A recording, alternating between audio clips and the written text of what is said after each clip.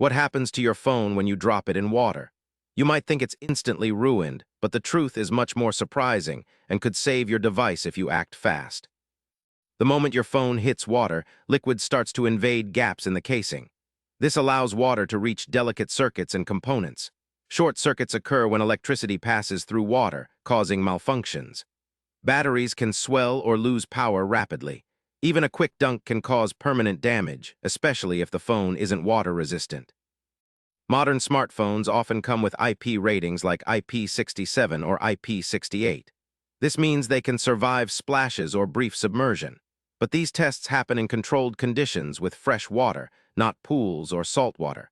Water resistance can degrade over time due to wear or damage. So even if your phone is rated waterproof, it's not invincible. If your phone falls in water, turn it off immediately to stop electrical damage. Remove any cases or accessories.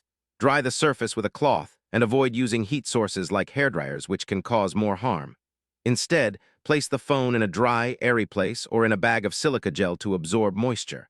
Avoid charging it until you are sure it's dry. Water can leave behind minerals and residues inside your phone. These cause corrosion that degrades circuits gradually, leading to unexpected failures. Sensors, microphones, and speakers are particularly vulnerable. That's why some phones die days or weeks after a water incident. Getting professional repair or cleaning can improve your phone's lifespan after a soak. So what happens when your phone drops in water? It faces immediate electrical risks, but if you act fast and dry it properly, you might save it. Water resistance helps but isn't foolproof.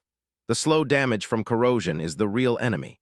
Hit subscribe for daily answers to questions you didn't know you had and keep your devices safe.